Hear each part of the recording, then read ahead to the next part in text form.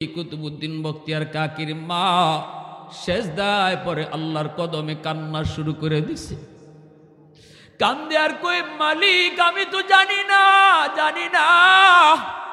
আমি তো জানি না কেমনে আমার কুতুবউদ্দিন 15 পারার হাফিজ হইছে। উস্তাদজি খুদার কসম আমি মজা করি নাই, আমি ঠাট্টা করি নাই, আমি জানি না কেমন করে আমার কুতুবউদ্দিন 15 পারার হাফিজ হলো। ওই যে কুতুবউদ্দিন বখতিয়ার কাকি রহমতুল্লাহি আলাইহির আম্মা শিশু বাচ্চাটারে নিয়ে তিনি উস্তাদের কাছে আসলেন। আয়েশা বলতেছেন, উস্তাদজি আমার কুতুবউদ্দিনকে আপনি আলিফ বা তা সা শিখায়া দেন। উস্তাদ কয়, বাবা কুতুবউদ্দিন পড়ো আলিফ বা তা সা। কিন্তু ছোট্ট বাবু কুতুবউদ্দিন কয়, না গো উস্তাদজি আলিফ বা নয়, আলিফ লাম মিম যালিকাল কিতাবু লা রাইবা ফীহ। উস্তাদ কই, বাবা কুতুবউদ্দিন মা বলল আলিফ বা তা সা, আর তুমি কিনা কও আলিফ লাম মিম যালিকাল কিতাবু লা রাইবা ফীহ। এ বাবা পর পর আরো পর। উস্তাদের সামনে এক বসায় ছোট্ট বাবু কুতুবউদ্দিন তিনি 15 পারা হিফজ শোনায়া দিছেন। এইবার উস্তাদ কয়, বাবা কুতুবউদ্দিন, ও বাবা কলিজা তুই আমার ঠান্ডা করে দিলি, কি শুনাইলি, কেন তোমার মা এমন মজাক করলো, ঠাট্টা করলো, কেন আমার সাথে এমন মজা করলো? চলো তোমার মায়ের কাছে যাই। উস্তাদ মায়ের কাছে আইসা পর্দার আড়াল থেকে ডাক দিলেন, মা গো, ও মা কেন তুমি মজাক করলা, কেন তুমি ঠাট্টা করেছ? তোমার সন্তানকে বলছো আলিফ বা শিখাবো, কিন্তু কুতুবউদ্দিন তো আলিফ বা পড়ে নেই, সে তো সূরা বাকারা পড়া শুরু করছে। সে তো কয় আলিফ লাম মিম যালিকাল কিতাবু লা রাইবা ফীহ। এতটুকুই শুধু শেষ নয়, 15 পারা হিফজ শোনায় দিছি। মা গো কেন তুমি এমন মজা করছো? এই কথা বলতেই কুতুবউদ্দিন বখতিয়ার কাকির মা সেজদায় পরে আল্লাহর কদমে কান্না শুরু করে দিছে। কান্দে আর কই, মালিক আমি তো জানি না আমি তো জানি না কেমনে আমার কুতুবউদ্দিন 15 পারার হাফিজ হইছে। উস্তাদজি খুদার কসম আমি মজা করি নাই, আমি ঠাট্টা করি নাই, আমি জানি না কেমন করে আমার কুতুবউদ্দিন 15 পারার হাফিজ হলো। তবে যদ্দূর মনে পড়ে আমি আমার কুতুবউদ্দিনকে যখনই দুধ পান করাইতাম তখনই আমি কোরআন তিলাওয়াত করতাম। আমি মা ছিলাম 15 পারার হাফেজা, আমি কতবার 15 পারা তেলাওয়াত করেছি। আমার কুতুবউদ্দিনকে দুধ পান করানোর সময় আমার মনে হয় দুধের সাথে কোরআন তেলাওয়াত যায়া ঢুকছে। একটু আওয়াজ দেয়া কন্যা রে ভাই সুবহানাল্লাহ। দুধের সাথে কোরআন তেলাওয়াত যায়া ঢুকছে। এরে যুবক, এবার আমাকে তুমি বলো, মা যদি তেলাওয়াত করে দুধ পান করানোর সময় দুধের সাথে যদি কোরআন তেলাওয়াত যায়া ঢুকতে পারে, মা যদি দুধ পান করানোর সময় নাটক দেখে, সিনেমা দেখে, গান শুনে দুধের সাথে গানও যায়া ঢুকতে পারে কি পারে না? এজন্যই ভাইরা, এ যুবক একটু দিলটা নরম করে কথাগুলি বুঝরি। যুবক, একটা সমাজ সুন্দর করার জন্য, একটা দেশ সুন্দর করার জন্য, একটা ঘর সুন্দর করার জন্য বাবার চেয়ে মায়ের অবদান বেশি, বাবার চেয়ে মায়ের অবদান বেশি। মার আসরটাই কিন্তু সন্তানের উপরে যায় বেশি পড়ে। ভাইরে জাননি পর্দার বিধানটা কত বড়। আল্লাহ পাক রব্বুল আলামিন কয়, ওয়াকরনা ফি বুয়ুতিকুন্না ওয়ালা তাবাররাজনা তাবাররুজাল জাহিলিয়াতিল উলা। আল্লাহ পাক কয়, ও নারীরা শোনো, তোমরা কিন্তু যার যার ঘরে থাকো, অপ্রয়োজনে ঘর থেকে বের হইও না। যদি একান্ত প্রয়োজনে তোমাকে ঘর থেকে বের হতেই হয়, অন্ধকার যুগের নারীদের মতো বের হইও না, জাহিলি যুগের নারীদের মতো বের হইও না, অর্থাৎ বেপরদায় বের হইও না। টাইট ফিট বুরকা পরেও বের হয় না। যদি তোমার একান্ত প্রয়োজনে বের হতে হয়, শরীয়ত বলে অনুমতিও দেয়। একান্ত প্রয়োজনে এমন একটা কাম, যেই কামটা তোমার কোনো পুরুষে কইরা দেওয়ার লোক নাই, যেই কাজটা কোনো পুরুষকে দিয়া করানোর মতো লোক নাই, শুধু তোমাকেই করতে হবে, তোমাকেই এই জিনিসটা আনতে হবে, আইনা দেওয়ার মতো কোনো লোক পুরুষ নাই। এমন যদি হয় তাহলে তুমি পারবা। ধর্মীয় কোনো অনুষ্ঠানে ধর্মীয় কথা শুনতে যদি মন চায়, তুমি পর্দার সাথে শুনতে যাবা। কিন্তু মনে রাখো, আল্লাহ কয় না, না, জাহিলি যুগের নারীদের মতো যেও না। জাহিলি যুগের নারীরা যেমন বেপরদায় বের হতো, 10টা পুরুষের মাথা নষ্ট করত, এদের চুলগুলা এলোমেলো থাকতো, শরীরের বডির অঙ্গগুলা দেখায় যাইত, এতে করে শয়তানও তারে নিয়ে নাচত, যুবকদের চরিত্র নষ্ট করত। এমন নারীদের মতো তোমরা রাস্তায় বের হইও না, কারণ অন্ধকার যুগের নারীরা হলো জাহান্নামী। আর তোমরা মুমিন নারীদেরকে আমি আল্লাহ বানাইছি জান্নাতি। জাহান্নামী নারীদের মতো না, তুমি তো জান্নাতি, আমি আল্লাহর বড় মায়ার, তুমি তো আমার বড় মায়ার। অতএব তোমার চালচলন ওই নারীদের মতো হতেই পারে না। হিন্দু নারীটার মতো তোমার চলন হতে পারে না, খ্রিস্টান নারীটার মতো তোমার পোশাক হতে পারে না, একটা ইহুদি নারীর মতো তোমার আচরণ হতে পারে না। কারণ তোমার মাঝে আর তার মাঝে আমি আল্লাহ আসমান জমিন তফাত রাখছি। জোরে কন্যা সুবহানাল্লাহ। আসমান জমিন তফাত রাখছি। ও তো জাহান্নামী আর তুমি ইমানের কারণে জান্নাতি। এত বড় দৌলত আল্লাহ ইমানদারকে দিলেন, যেটা আমার আপনার কোনো দরখাস্ত ছিল না। আল্লাহ দয়া কইরা দৌলতে ইমান নারীকে দিছেন, পুরুষকে দিছেন। আল্লাহ কয়, এতটা মায়া কইরা তোমারে আমি যে দৌলত, সবচেয়ে বড় দৌলত তোমারে দিলাম, অতএব এই দৌলতের সম্মান তুমি বজায় রাইখা চইল। বাইরিতে পারবা।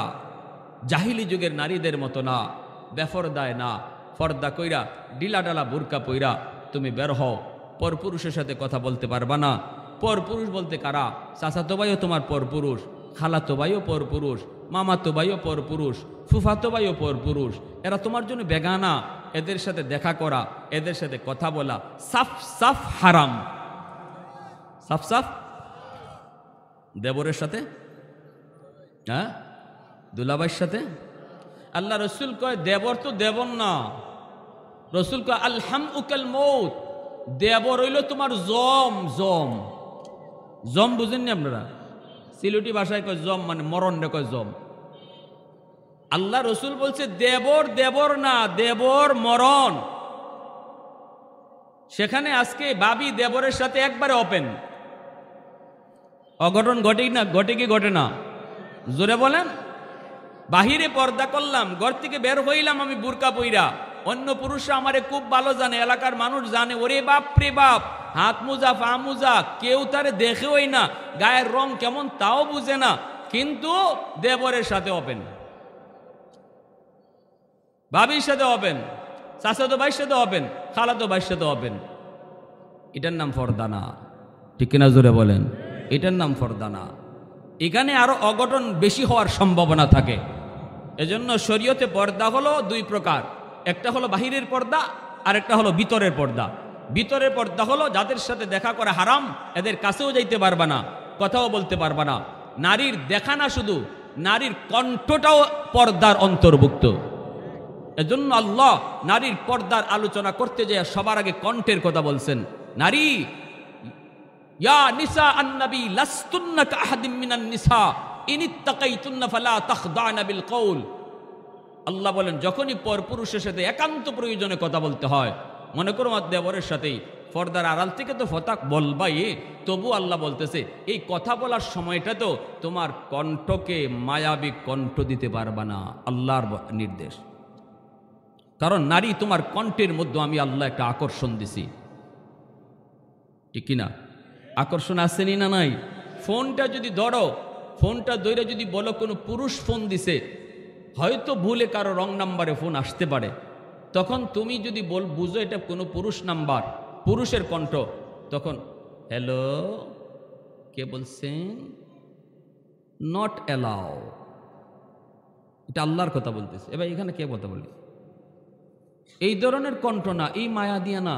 এই মায়া দিয়া কইলে ওখান থেকে যে রং নাম্বারে ফোন দিছে এটা ওকে নাম্বার হয়ে যাবে, এটা রং নাম্বার থাকবে না। এটা আল্লাহ ভালো করে বুঝে, এটা আল্লাহ ভালো করে বুঝে। আল্লাহ বুঝবে না কেন? আল্লাহর মতো বুঝ কার আছে? বানাইছে তো আল্লাহ, বুঝবই তো বেশি। আমরা যে কি জাতের কি রঙের যে বানাইছে হে বেশি বুঝবো না? জোরে কন, এটা কি আমি আপনি বুঝবো? বানাইছে আল্লাহ। অতএব আমরা যে কোন জাতের এটা আল্লাহ খুব ভালো বুঝে। এজন্য আল্লাহ কয়, যদি একান্ত কোনো রং নাম্বার আইয় অথবা কোনো ফরফুরুষের সাথে তোমার কথা বলার প্রয়োজন দেখা দেয়, প্রয়োজনে হোক আর হঠাৎ করে হোক, সাবধান, মুখের ভাষার আওয়াজটা নরম করো না, আবার খুব কর্কশও না যে এমনভাবে কইছো কেডা কেন ফোন দিছেন না, এরকমও না। এটা করলেও সে আবার কষ্ট পাবে, এমনও কণ্ঠ না। মিডিয়াম কণ্ঠ অবলম্বন করো। এজন্য শরীয়তে বিধান দিছে, যখন একজন মহিলা পরপুরুষের সাথে কথা বলবা তখন মুখটার মাঝে একটু হাত দিয়ে দিবা। মুখটার মাঝে কি দিবা? মা বোনেরা যারা শুনতেছেন আমার আর তো আর দেখতেছেন না, দেখে এরা দেখে আমারে, ওরে আল্লাহ, তো মুখটার মাঝে আপনি হাত দিয়ে দিবেন। হাত দিয়ে এই যে একটু মুখের আওয়াজটা, কথা যেতেছে না আমার আগের মতো, কি আমার কণ্ঠটা এখন আছে? কি বুঝেন আছে? মুখের মধ্যে এবার একটু মুখের হাতটা দিয়া, কে বলছেন? জি অমুক। ও উনি তো এখন ঘরে নাই, উনি তো এখন বাহিরে আছেন। শেষ কারবার কেল্লা হতে। তোমার আম্মা কণ্ঠের ভিতরে যে একটা জাদু আসছিল, একটা আকর্ষণ আসছিল, মুখে হাত দেওয়ার কারণেই এটা বাধাগ্রস্ত হলো। তখন আর ওই তার কলিজার ভিতরে যে রোগ আসিল, রোগ যে কলিজার ভিতরে আসিল, হে আর অসুস্থ হবে? জোরে বলেন, অসুস্থ হবে? এজন্য আল্লাহ পাক বলে, যদি একান্ত প্রয়োজনে বের হতেই হয় তাহলে তুমি পর্দা করে বের হবা। ঠিক কিনা জোরে বলেন? পর্দা কাকে বলে রে ভাই যুবক? যদি বলেন হুজুর আমার মেয়েটা তো বুরকা পরেই বের হয়, হুজুর আমার বউটা তো বুরকা পরেই বের হয়, হুজুর আমার বোনটা তো বুরকা পরেই বের হয়, তাহলে আমি আপনারে বলবো পর্দা কাকে বলে শুনেন। একটা এক্সাম্পল দিই, শুনবেন। ভাইরে একটু বলেন তো দেখি, বাজার থেকে যদি আপনি না ব্যাংক থেকে যদি আপনি বান্ডিল তুলেন, 500 টাকার বান্ডিল অথবা 1000 টাকার বান্ডিল, পর্দা বুঝাইতেছি, এই কথাটা অন্তত লইয়া যেন মাথায় করে। বান্ডিল যদি আপনি ব্যাংক থেকে তুইলা এবার বাড়িতে নিবেন, কেমনে নিবেন? কেমনে নিবেন? কিভাবে নিবেন? কই ব্যাগের মধ্যে একটা পেঁচাইলাম। কি জাত ব্যাগ? কয় জালি ব্যাগ। কি জাত ব্যাগ? কয় মশারির কাপড়। মশারির কাপড় দিয়া যদি আপনি 1000 টাকার বান্ডিল দিয়ে পেঁচাইয়া বাড়িতে নেন, এটা ফেসানি হয়েছে নি? এটা লুকানো হয়েছে নি? হ্যাঁ, মশারির কাপড় ডাকাইতে দেখলে বুঝবো কি বুঝবো না এটা কত টাকার বান্ডিল? ডাকাতে বুঝবো, কারণ মশারির কাপড় দিয়া এই বান্ডিল পেঁচাইলে এটা বাহির থেকেও দেখা যায়, ডাকাতেও বুঝবে এটা কত টাকার বান্ডিল, 500 টাকা না 1000 টাকা।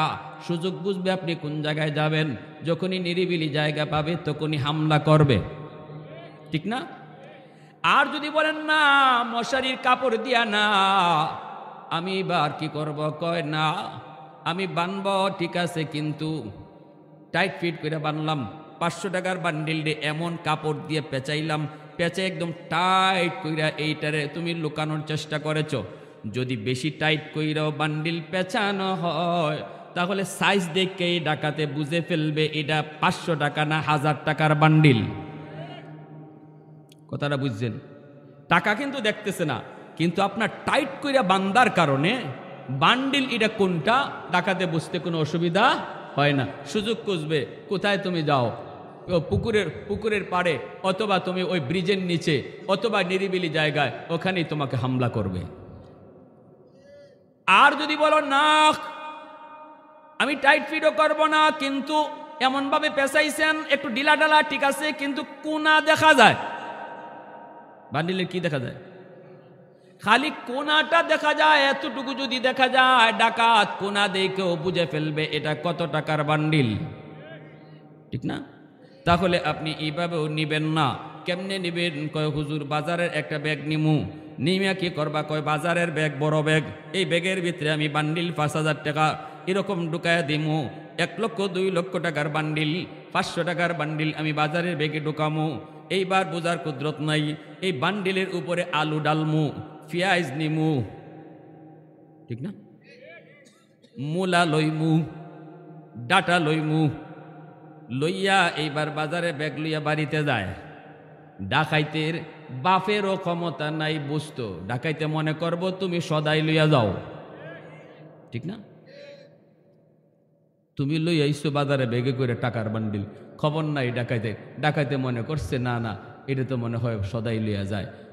এখন এইবার আসেন, আমার আপনার মা বোনের ইজ্জত টাকার বান্ডিল থেকে কম না বেশি? সবাই দেয় না গো আওয়াজ গো, বুঝলাম না। বাপ সব বুঝি নাই মানুষের। কি ভাই পিছনে ভাইরা বুঝেন আমার কথা? মা বোনদের ইজ্জত টাকার বান্ডিল থেকে কম না বেশি? হ্যাঁ, তাহলে আমি কেমনে নিব, কেমনে ডাকাতের হাত থেকে বাঁচাবো? মশারি কাপড় দিয়ে পেঁচাইয়া, হ্যাঁ, বেশি করে টাইট করে বান্ধা, কোনা দেখাইয়া। বোরকা আপনি পিনলেন কিন্তু বোরকা টাইট।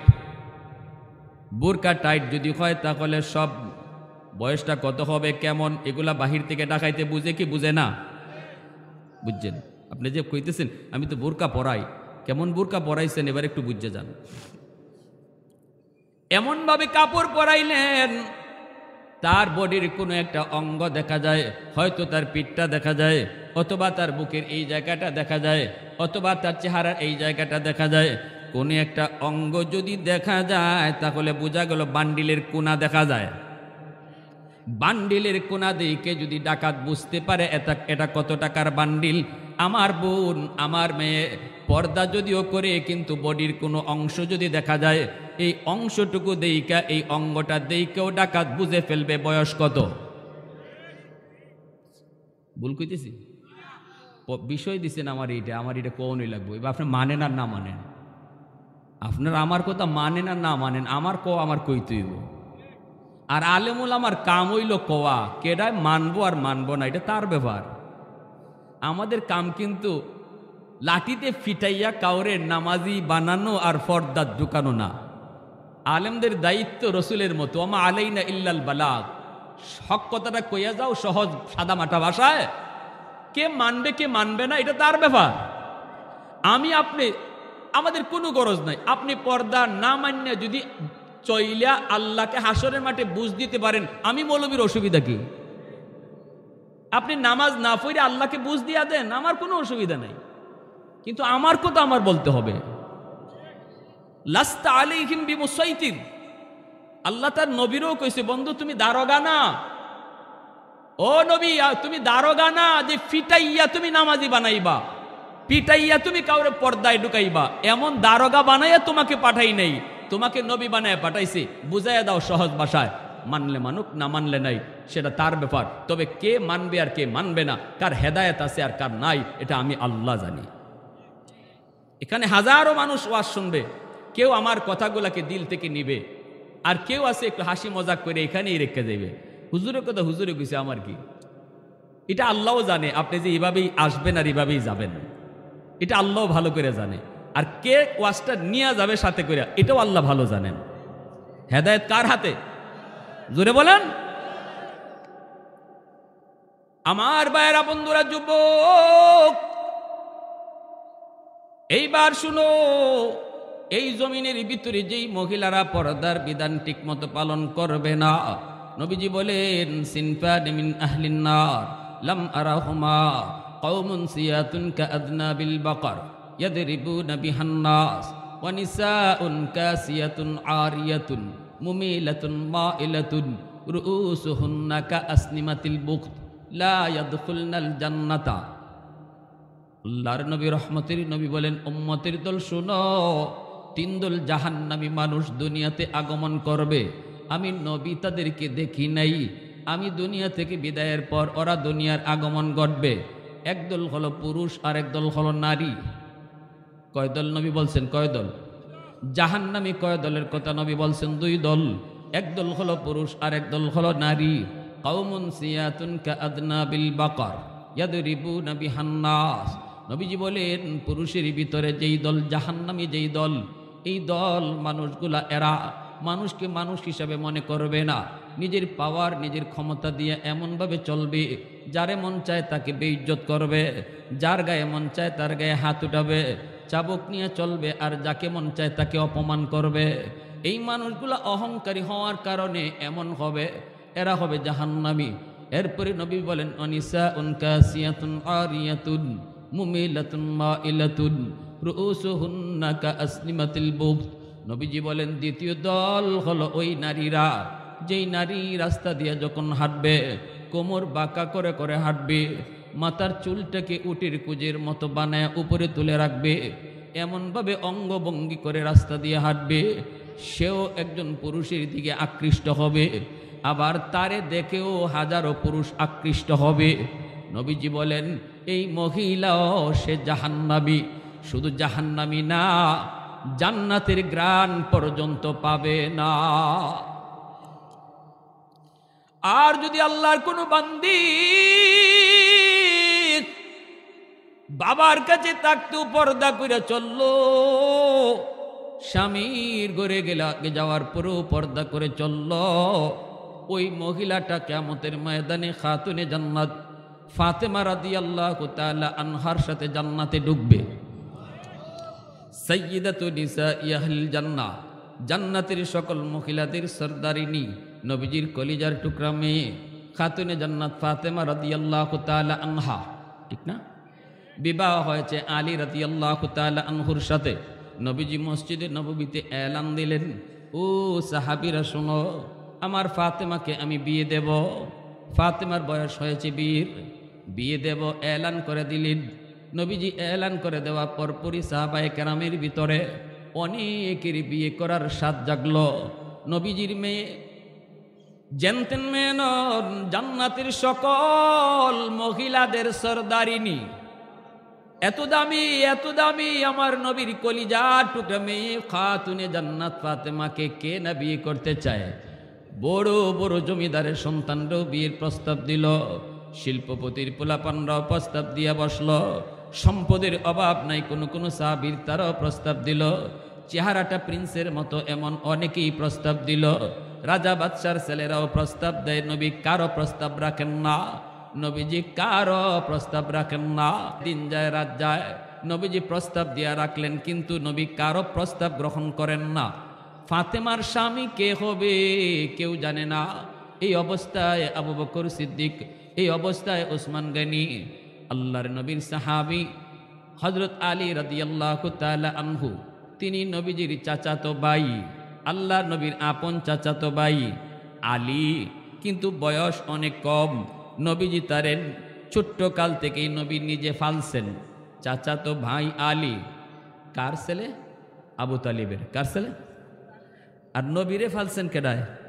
আবু তালিবে। নবীজিরে ফালছেন নবীর চাচা আবু তালিবে। আবু তালিব নবীরে ফালছেন শিশুকালে। আর আবু তালিবের পরে আল্লাহ রসুল সাল্লাল্লাহু আলাইহি ওয়াসাল্লাম ওই আবু তালিবের ছেলে হযরত আলী, ইনাকে নবী ফালছেন একবার ছোট্ট থেকে। নবী ঘরে রাখেন, নবী ঘরে খাওয়ান, যা লাগে নবী তাই দেন, পোশাক লাগে নবী পোশাক দেন, এইভাবে নবীজি বড় করছেন। এই আলী যখন পূর্ণ যুবক, সবাই তো বিয়ের প্রস্তাব দেয়, কিন্তু নবী তো কারো প্রস্তাব রাখেন না।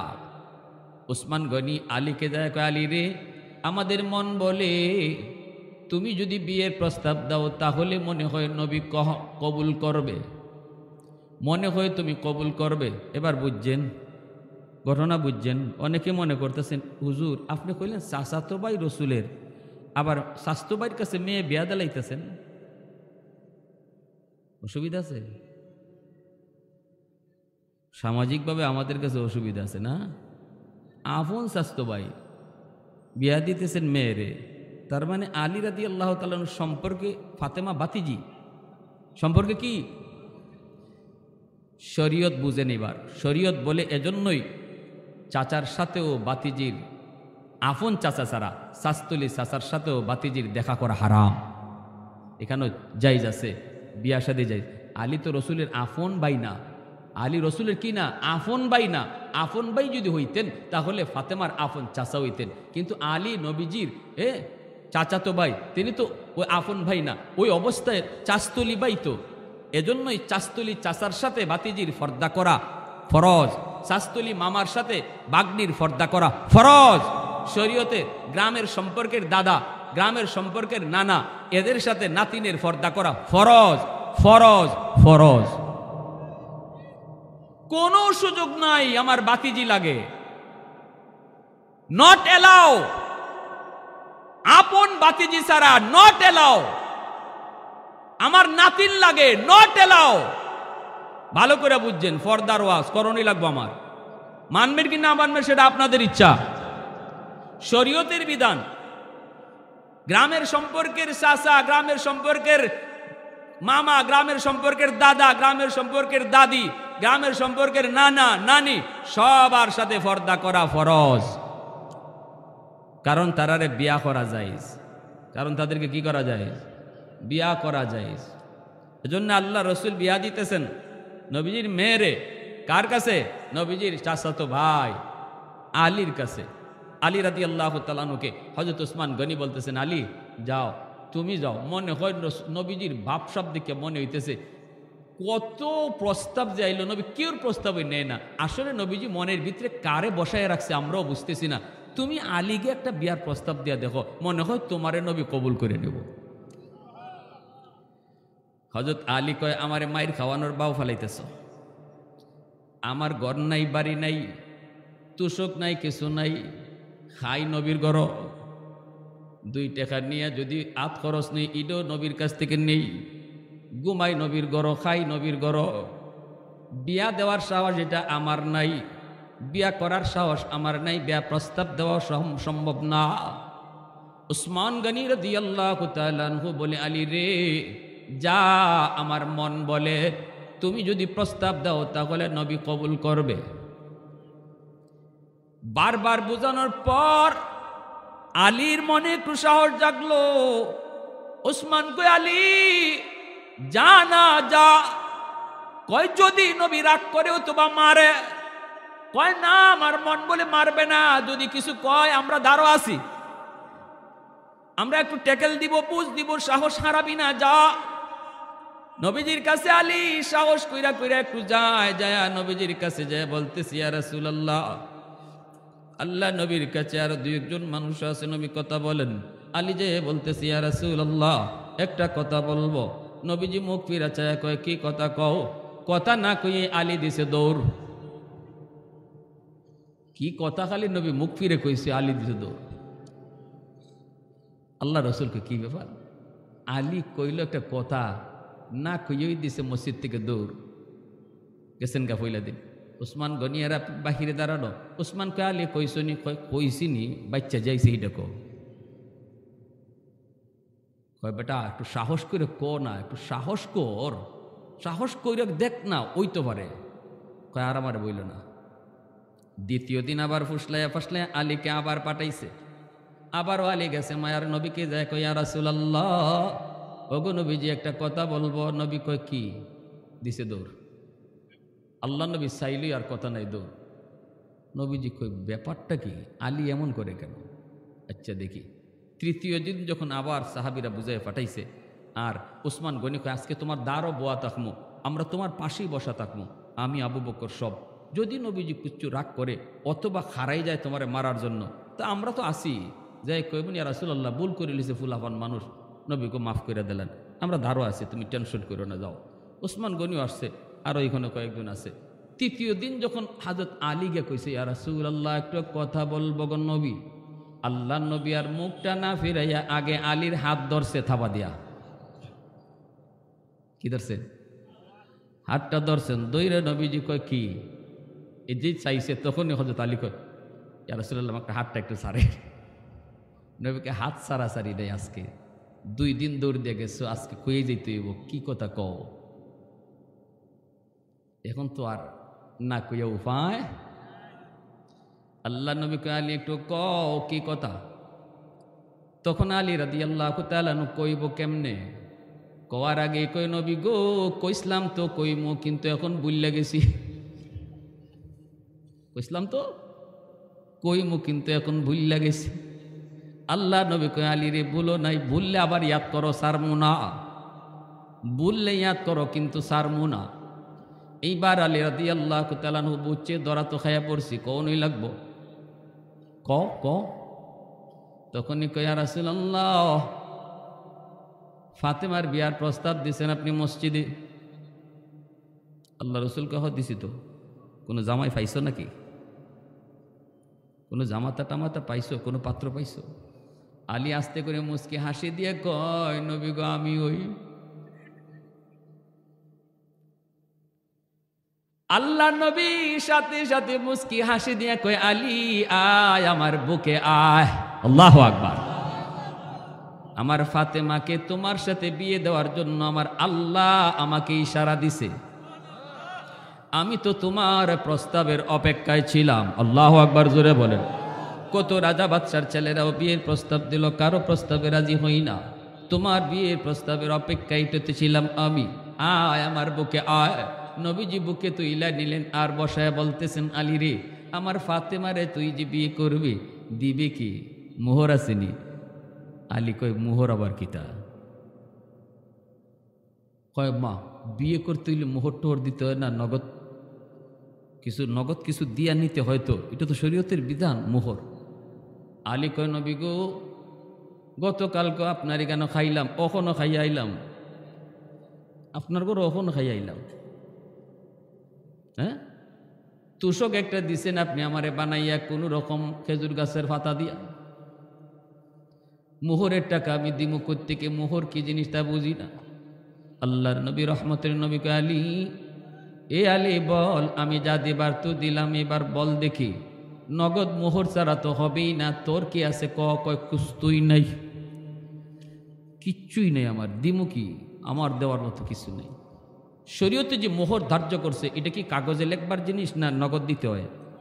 কুমিল্লার যুবকরা কও, সবে কয় না, সবে কইলে ভাবতেছে বিপদ ফরমরে। আপনার দেওয়ার ক্ষমতা আছে 1 লাখ নগদ, মোহর 1 লাখই লেগাইবেন। অথবা যদি আপনি বাকিতে দেন, প্রতি মাসে যদি দেওয়ার দিয়া এটাকে শেষ করার মতো তৌফিক আপনার থাকে, তাইলে আপনি লেখাইতে পারেন। আর যদি মনে করেন যা মেয়ের বাপে 10 লাখ চাইছে, লেখো 12 লাখ, আমি দিলেন না নাকি?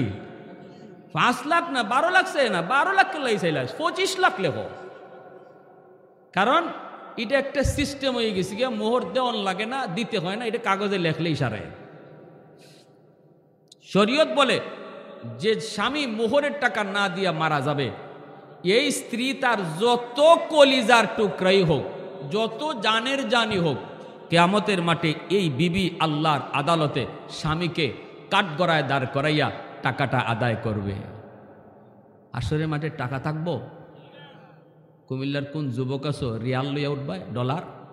হাসরের মাঠে টাকাও চলবে না, ডলারও চলবে না, রিয়ালও চলবে না, চলবে নেকি। বিবির হাত ধরে কইবা, বিবি গো, ও বিবি একটু দিয়ে দাও, মোহরটা মাফ করে দাও। বিবি কইব, মাফ চাওয়ার জায়গা হাসরের মাঠ না, মাফ চাওয়ার জায়গা, মাফ দেওয়ার জায়গা ছিল দুনিয়ার জগৎ, ঠিক না? বিবিকে কইব, স্বামী হাসরের ময়দান মায়া দেখানোর জায়গা নয়, হাসরের মাঠে কেউ মায়া দেখাবে না গো। স্ত্রী স্বামীকে মায়া দেখাবে না, স্বামী স্ত্রীকে মায়া দেখাবে না, সন্তান মাকে বিন্দু পরিমাণ মায়া দেখাবে না, মা সন্তানকে মায়া দেখাবে না। ইয়াউমা ইয়াফিরুল মারউ মিন আখিহি ওয়া উম্মিহি ওয়া আবিহি ওয়া সাহিবাতিহি ওয়া বানিহি লিকুল্লি ইমরিইম মিনহুম ইয়াউমা ইযিন শাআনুন ইউগনি। আল্লাহ পাক রব্বুল আলামিন কয়, সবাই যার যার মতো করে বাঁচার চেষ্টা করবে। এজন্য বিবি কইব না আমি মাপ দিব না, বিবি না মা মাপ দাও, মাপ দিব না। তখনই স্বামী কইব, কেন তুমি তো মাপ দিছ? কই দিছি মাফ? কয় বাসর করে মাপ দিছ। বিবি তখন কইব, এটা কোন জাতের মাফ বুঝনি? আপনাদের বাসর ঘরে মাপ নেওয়ার যা সিস্টেম জানা আসেনি, না থাকলে কইতাম। হ্যাঁ, 10 লাখ টাকা মোহর লেখাইয়া হ্যাঁ তো দিতে পারবে না। তখন বাসর ঘরে ঢুকছে ঠিকই, বউ তো খাটের মধ্যে বোয়া, হে খাটে উঠে না, স্বামী খাটে না ওইটা, ওই নিচে বৈশা রয়েছে। তখন বিবি বইতেছে, নতুন বউ চিন্তা করে গেছে, আল্লাহ বিয়া বইলাম, কবুলও কইলাম, কিন্তু জামাই তো আমার খাটে উঠে না, নিচে বইয়ে রয়েছে। কি গো স্বামী একটু আও না, রাত বাজে গেছে 2টা 3টা, আসেই না। কই একটু আসো না। কই কেমনে আইমু? কোনো কি হয়েছে? কই তোমার বাপে 10 লাখ 12 লাখ টাকা মোহর লেখাইছে, এই মোহরের টাকা কেমনে দিমু, আইমুই বা কেমনে? তখন নতুন বিবি পড়ছে, বড় বিপদে, হাইরে এখন কি করি? কইতে কি করতে হইব? কই মোহরের টাকা যদি তুমি মাফ করো তাহলে আমি কাছে আসতে পারি। ওই মাপ নে। নতুন বিবি বিপদে পড়লো, স্বামীর চেহারা দেইকা হাত ধইরা মা বাবা ভাই বোন সবাইকে চিরদিনের জন্য যেই মেয়েটা পর বানাইয়া বাপের বাড়ির মানুষগুলাকে পর বানাইলো, যেই বাবা এত মায়া করে তারে বড় করলো, যেই মা তারে এত মায়া করে বড় করলো, যেই ভাই যেই বোন তারে এত আদর করলো, সেই মানুষগুলাকে চিরদিনের জন্য মেয়েটা পর বানাইয়া এইবার ওই স্বামীর ঘরের মানুষগুলাকে আপন কইরা স্বামীর হাত ধরে শুধু চলে আসলো।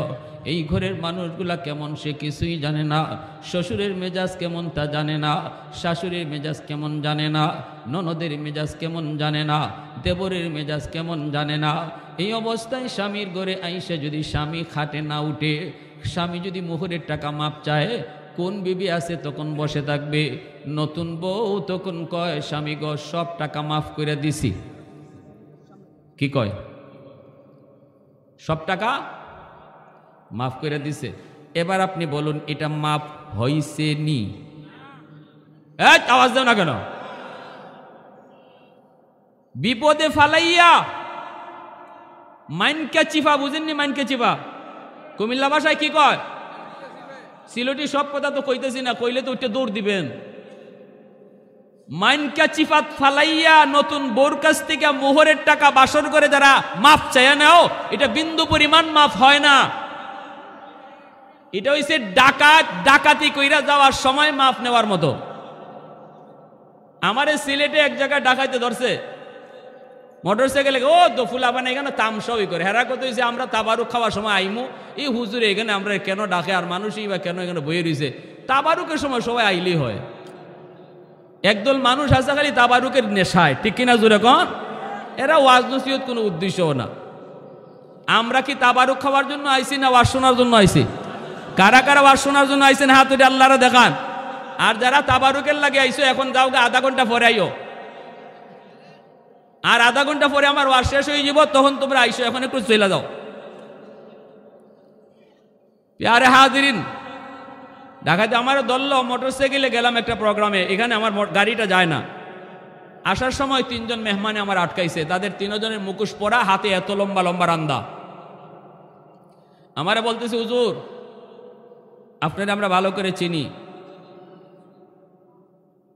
আপনার পকেটে টাকা আছে, আমরা এই নিউজও পাইছি।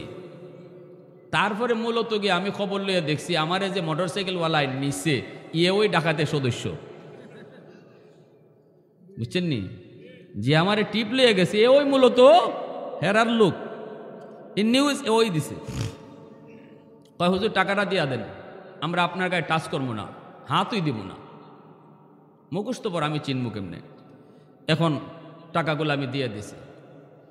দেওয়ার পরে লিডার যে হ্যাঁ বলতেছে আমার, হুজুর বদুয়া দিয়েন না। বুঝেন আমার কথা? মা বুঝলাম না। বদুয়া বুঝেন? বদুয়া বদুয়া বুঝেন? হুজুর বদুয়া দিয়েন না। আপনি কি কষ্ট পাইছেন? আমারে কইতেছে ডাকাইতে, আপনি কষ্ট পাইছেন? আমি না না না, কিসের কষ্ট? হুজুর কষ্ট নিয়েন না, আমার টাকাটা খুব দরকার। আচ্ছা হে যে আমারে কইলো আপনি কি কষ্ট পাইছেন? আর আমি যে কইলাম না না না, আমি একটু মুস্কি হাসি দিয়ে কইলাম না কষ্ট না, যাও। রাত বাজে 2টা, আমারে হাওরে একা ফালাইয়া টাকা নিয়ে মোটরসাইকেল সহ চলে যেতেছে। আর এই অবস্থায় আমি যে তার হাসি দিয়ে কইছি না না কোনো কষ্ট নাই, মাফ করে দিছি। এটা কি মাফ হইছে? বাসর ঘরের নতুন বোর কাছ থেকে যে ডাকাইতে বলতে মাফ নেয়, এটাও ইজাতের মাফ। এজন্য কিয়ামতের মাঠে বউ কইব, এটা কোন জাতের মাপ দিছি বুঝো নাই? হজের সবটা দাও, রোজার সবটা দাও, নামাজের সবটা দাও, আমার সওয়াবের দরকার। জামাই স্বামী কইব, বৎসরে বৎসরে নতুন কাপড় দিলাম, ঈদে ঈদে অলংকার কিনে দিলাম, কলিজা বাঙ্গা খাওয়াইলাম, হ্যাঁ, এরপরে তুমি আমার আটকাই দিবা? কোনো মায়া নাই হাসরের মাঠে, কোনো। এজন্য আমার ভাইয়েরা বন্ধুরা বলতেছিলাম, যুবক ও আল্লাহর গোলাম, একটু মন দিয়ে শুনো বাইরে। এজন্য বলি, মোহরের টাকা পরিশোধ করতে হবে, মোহরের টাকা পরিশোধ করতে হবে। কোন ঘটনায় ছিলাম? ফাতেমা রাদিয়াল্লাহু। তো আলী রাদিয়াল্লাহু তাআলা আনহুকে আল্লাহ নবীকে আলীর এই মোহরের টাকা দিবাইনি। কই নবী গো, মোহরের তো দেওয়ার মতো কিছুই নাই, নগদ তো দেওয়ার মতো কিছুই নাই। আল্লাহর নবী বলে, আলী যাও, আছে কি তোমার একটু কও না। আলী বলে, একটা তলোয়ার আছে। নবীজি কই, যাও তলোয়ারটা বাজারে বিক্রি করো, বিক্রি করে যে টাকা পাও এই টাকাটাই নগদ মোহর হিসেবে দিয়ে দিবা। আরেকটা ঢাল আছে, এই ঢাল আর তলোয়ার বাজারে বিক্রি করো, যা পাইবা তাই মোহর হবে। শরীয়তের বিধান, নগদ মোহর দিয়ে বিবিকে বিয়ে করতে হয়। এই কথা বইলা আলী রাদিয়াল্লাহু তাআলা আনহুকে আল্লাহর নবী পাঠাইয়া দিছেন। আলীর মনের ভিতরে বড় আনন্দ তো হওয়ার কথাই। বিয়েটা করতেছে কারে? রহমতের নবীর মেয়েরে। কারে বিয়ে করতেছে? যিনি জান্নাতের সকল মহিলাদের সরদার। আর জোরে কন্যা, উলফত মে তেরি ওয়াইসি নে দান কো তোরা, উলফত মে তেরি ওয়াইসি নে দান কো তোরা, বো বকর উমর নকশ কদম তেরা ন ছোরা, বো বকর উমর নকশ কদম তেরা ন ছোরা, আয়ুশাক নবী ওয়াকে আসরার মদিনা, সুলতান কা সুলতান হে সুলতান মদিনা, सरकार का सरकार है सरकार मदीना, गुलजार का गुलजार है गुलजार मदीना। मोहब्बतेर साथे कोन अल्लाहु আকবার। আমার ভাইরা বন্ধুরা, আলী রাদিয়াল্লাহু তাআলা আনহু তিনি বের হয়েছেন, বাজারে নিয়ে বিক্রি করবেন। রাস্তায় তো দাঁড়ায় রয়েছেন উসমান। উসমান কয়, আলী কই যাও, আলী কই যাও? হযরত আলী কয়, আমারে তো নবীর কাছে থইয়া তোমরা তো দৌড় দিয়া বের হইয়া আইছো। নবী যখন আমার হাত ধরছে, আমি তো পিছনে তাকায় দেখি তোমরা কেউ মসজিদে নাই। গেছো তো আমারে বুঝাই শোনায় লইয়া। আল্লাহ নবী যখন হাত ধরে আটকাইছে, আমি তো চাইলাম দেখি উসমানও নাই, আবু বকরও নাই। তো কি হইছে? আলী ক না, ঘটনা কিতা হইছিনি? আলী মুস্কি হাইসা কয়, 100 সুবহানাল্লাহ জোরে কয়। এ আলী তাহলে কই যাও? আলী কয়, মোহর দেওয়া লাগবে তো, নাই তো কিছুই। এই ঢাল আর তলোয়ার নিয়ে বাজারে যাই, বিক্রি করব, বিক্রির টাকা দিয়া মোহর আদায় করব। উসমান গনি তিনি তো হলেন মদিনার অনেক ধনী সাহাবী, ইনিও তো নবীর জামাতা। উসমান গনির ঘরেও নবী তার 2 মেয়েকে বিয়ে দিছেন। উসমান গনি হলেন নবীর মেয়ের জামাই, ঠিক না? উসমান গনি তিনি তো ধনী, তিনি কইতেছে, আলী একটু সময় দে বেটা, যাইস না, 2 দিন পরে বাইরা হইবি। এখনই যদি টাইম না দেশে দিবে কোন সময়? তো ভাই আমার সময় নাই ভাই, এটা বিক্রি কইরা তাড়াতাড়ি টাকা নিয়ে আসি। উসমান কয়, আমার কাছে বিক্রি করো। আল্লাহু আকবার। ঢাল তলোয়ার উসমান নিজে কিনে নিলেন। কিনা এইবার আলীকে বলতেছেন, যা আলী এই টাকা নিয়ে মোহর দে। হযরত আলী রাদিয়াল্লাহু তাআলা আনহু তিনি যা এই টাকা দিয়ে মোহর দিয়ে বিয়ে করলেন। আর উসমান গনি ওই ঢাল আর তলোয়ারটা আলীর বিয়াতে আলীকে গিফট করলেন। আওয়াজ দিবেন আরো জোরে, আরো জোরে। उस्मान तेरा नाम से इस्लाम रहेगा, उस्मान तेरा नाम से इस्लाम रहेगा, दुनिया की सखावत में तेरा नाम रहेगा, दुनिया की सखावत में तेरा नाम रहेगा, हैदर तेरा नाम से इस्लाम रहेगा, दुनिया की शजाअत में तेरा नाम रहेगा, दुनिया की शजाअत में तेरा नाम रहेगा। मोहब्बतेर आवाज दिया कोन अल्लाहु আকবার, आरो जोरे अल्लाहु আকবার। भाईरा बंधुरा, এই যে দেখেন আমার ভাইরা, আলী রাদিয়াল্লাহু তাআলা আনহুর কাছ থেকে নবীজি নগদ মোহর নিলেন। এই মোহরটা হলো নারীদের অধিকার। কিয়ামতের মাঠে বহু স্বামী আল্লাহর আদালতে মোহর না দিয়া মারা যাওয়ার কারণে আল্লাহর আদালতে বিবির মামলায় ধরা খাবে।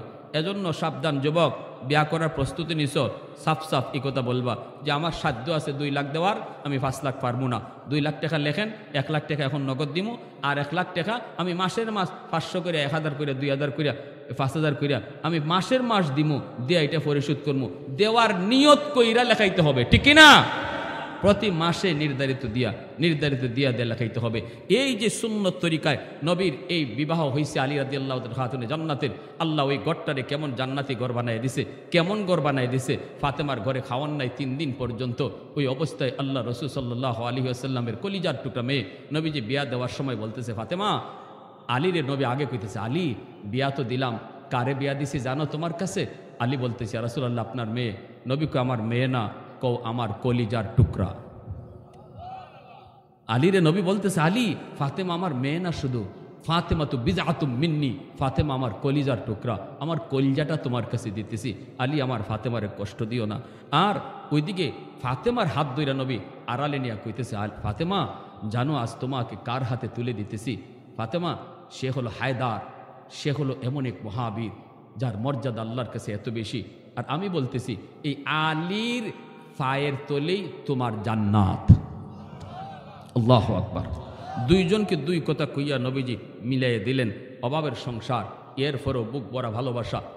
খাতুনে জান্নাত ফাতেমা রাদিয়াল্লাহু তাআলা আনহা বলে, 3 দিন 4 দিন করলে চলে গেল, আমি শারীরিক কষ্ট পেতাম, মনের দিক দিয়ে কষ্ট না, কারণ আমার স্বামীর বুক ভরা ভালোবাসা ছিল।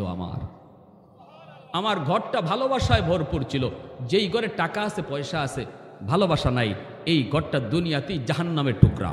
আর যেই ঘরের টাকা পয়সা কম কিন্তু মহব্বত ভরা ভালোবাসা, এটাই দুনিয়াতে জান্নাতের টুকরা। ঠিক কিনা জোরে বলেন? বিয়ে দিলাম মেয়েটাকে কুটিপতির পুলার কাছে, রাত কয়টা বাজে ঘরে ফিরে আমি জানি না, পার্টি কইরা এমনি গার্লফ্রেন্ড ওই ফ্রেন্ড হলদের সাথে রাত কাটাইয়া মদ খাইয়া ঘরে ঢুকবো। আমার মেয়েটা এই সারা রাত তার জন্য অপেক্ষা করব, হায় রে আমার কখন স্বামী আসবে। বাবা তো বিয়া দিছে কুটিপতি পুলার কাছে, গাড়ি আছে, বাড়ি আছে, কিন্তু এই ছেলে রাত কয়টা বাজে ঘরে আয় এই খবর তো নাই। এই অবস্থায় রাত 2টা বাজে ঘরে ঢুকলো, মদ খাইয়া মেয়েটা অপেক্ষা করে ঘরে নিল। নিয়া যখন তারে নিয়ে একটু বিছানায় যাবে না, সে তখন মদ খাইয়া আবুল তাবুল কথা কয়, তুই তুকার করে তার সাথে বাজে ব্যবহার করে ওখানে পয়রা থাকে। আপনার মেয়েটা চোখের পানি ঝরায় ঝরায় জমিনের পানি মাটি ভিজায়। আল্লাহ, আমি তো টাকা চাই নাই, আমি তো পয়সা চাই নাই, আমি তো চেয়েছিলাম বুক ভরা ভালোবাসা। একজন স্ত্রীর সবচেয়ে বড় সুখ হলো স্বামীর ভালোবাসা, টাকা নয়, পয়সা নয়, ভালোবাসা। যে স্ত্রী স্বামীর কাছ থেকে পায় না, এটাই তার জীবনের সবচেয়ে বড় কষ্ট আর দুঃখ। এর চেয়ে অভাবী আর কেউ হতে পারে না। এজন্যই রসুলের ঘরে আবু সুফিয়ানের মেয়ে ছিল উম্মে হাবিবা। আবু সুফিয়ান নবীজির দুশমন, কিন্তু নবীর বিবি উম্মে হাবিবা রাদিয়াল্লাহু তাআলা আনহা, ইনি নবীর ঘরে, অথচ বাপ হলো নবীর দুশমন। আবু সুফিয়ান একদিন নিরিবিলি আসছে, গোপনে গোপনে, মেয়েটা মুহাম্মদের ঘরে কেমন আছে একটু দেখতে আই, আমি তো মুহাম্মদের সাথে দুশ্মনী করি, মুহাম্মদের মারতে চাই, না জানি আমার মেয়েটারে আবার কষ্ট দেয় কিনা। রাতের অন্ধকারে আসছে আবু সুফিয়ান মদিনায়। আল্লাহর নবী মদিনার বাইরে দরজা এসে নক করেছে। টুকা দিতেই উম্মে হাবিবা রাদিয়াল্লাহু তাআলা আনহা ভিতর থেকে বলতেছেন, কে? তখন আবু সুফিয়ান বাহির থেকে কয়, বা আমি তোর বাবা আবু সুফিয়ান। সাথে সাথে মেয়েটা দরজা খুলছে। খুলতে পরেই মা, বাবা আর মেয়ের দেখা কতদিন পর। এই আবু সুফিয়ান এই উম্মে হাবিবাকে মেয়েদের ভিতরে সবচেয়ে বেশি ভালোবাসতেন, সবচেয়ে বেশি আদর করতেন। বলতেছে, মা রে, মা আর পারলাম না রে মা, অন্ধকারে আসলাম, কেউ যেন না দেখে, মা তোরে শুধু একটা নজর দেখার জন্য, মা তুই একটু আমাকে বাহিরে রাখবে না একটু ভিতরে ঢুকাবে, মোহাম্মদ কি আছে? উম্মে হাবিবা বলে, না বাবা, তিনি তো মদিনার বাইরে গেছেন। তাহলে কি আমার একটু ভিতরে নিবি? কহ ঠিক আছে আব্বা, আসেন। ভিতরে নিছে নিয়ে আল্লাহ রসুল যে খাটে শুইতেন, এই খাটে তো তোষক নাই, আছে একটা চাদর বিছানো। উম্মে হাবিবা রাদিয়াল্লাহু তাআলা আনহা, আমার আপনার মা নবীর পবিত্র বিবি, টান দিয়া চাদরটা তুলে ফেলছেন, এই খাটের মধ্যে বাবারে বসতে বলতেছেন। বাবা কইতেছে, মা আমি কি চাদরটায় বসার যোগ্য না? মা তুই তো আমার আলিশান বাড়ির হালত দেখে আসছো, আমি কি শুধু খাটে বসবো? তখনই মেয়ে কইছিল, আব্বু কষ্ট নিয়েন না, এই চাদরে 2 জাহানের সর্দার ঘুমায়। এই চাদরে দু জাহানের সর্দার ঘুমায়, এই চাদরে রহমাতুল্লিল আলমিন ঘুমায়, এই চাদরে আমি আর কাউকে বসতেই দিতে পারি না। বাবাকে এখানে বসতে দিছে। আমার ভাইয়েরা, এরপরে আবু সুফিয়ান উম্মে হাবিবা কইছে, মা শোনো মা, তুমি কি মুহাম্মদের ঘরে সুখে আছো? উম্মে হাবিবা কইছিল, বাবা পৃথিবীতে কোনো স্ত্রী যদি তার স্বামীর ঘরে সুখে থাকে তাহলে মনে রাখো সেই মেয়েটা হলো তোমার মেয়ে। আল্লাহু আকবার জোরে বলেন। আবু সুফিয়ান খুশি হয়ে গেছে। আমি তো ভাবছিলাম মুহাম্মদের ঘরে তুমি কষ্টে আছো, মারে আমি খুশি, বলিস মোহাম্মদকে আমি আসছিলাম, এই বলে চলে গেছে। নবী মদিনায় ঢুকি খবর পাইলিছেন। নবী কই, উম্মে হাবিবা, মোহাম্মদ তোমার বাবারে তুমি মেহমানদারি করলা না? বলে, আব্বা তো অমুসলিম, যদি আপনি কষ্ট পান এর জন্য রাখি নাই। রসুলকে ভুল করেছ, তিনি অমুসলিম হলেও তিনি তোমার মেহমান, আমার মেহমান, তারে রাখলা না কেন? নবী রাগ করছেন। উম্মে হাবিবা পায়ে পড়ে গেছেন নবীজির, ইয়া রাসূলুল্লাহ মাফ করেন। তখনই হাত উঠেছে, কয় নবী গো আমি একটু দোয়া করি, আপনি আমিন কইেন। রসুল কয় ঠিক আছে দোয়া করো। উম্মে হাবিবা হাত উঠে, আল্লাহ আমার আব্বারে তুমি হেদায়েত দান করো, আমার স্বামীর সাহাবী বানায়া দাও। আর রসুলে আমিনও কইলিছেন, সাথে সাথে আল্লাহ কবুলও করে ফেলছে। এই মক্কা বিজয়ের সময় আবু সুফিয়ান কালেমা পড়ে মুসলমান হয়ে যায়। পিয়ারে হাজিরিন, এজন্য আর লম্বা কথা না, হযরত বসাক আপনাদের সামনে কিছু কথা বলবেন, বইলে শেষ দিবেন। এজন্য ওই ঘরটাও আল্লাহ পাক রব্বুল আলামিন জান্নাতি ঘর বানিয়ে দিছে। এজন্য আমি আমার মা বোনদেরকে বলবো, সব সময় বাবার কাছে যতদিন আছেন ততদিন পর্দা মান্য চলেন। ঘরের পর্দা, বাহিরের পর্দা, দুইটা পর্দা। স্বামীর ঘরে যান তখনও ঘরের পর্দা, বাহিরের পর্দা, দুই পর্দা মানেন। আর দুজনে মিললে আল্লাহকে, আল্লাহর বন্দেগী করেন। আল্লাহ ঘরটাকে আলী আর ফাতেমার মতো দুনিয়াতে জান্নাতি ঘর বানায় দেবে। হাসান হুসাইনের মতো সন্তান আল্লাহ দান করবে। আল্লাহ আমাদের সবাইকে বুঝার, সে অনুযায়ী আমল করার তৌফিক আল্লাহ দান করুন।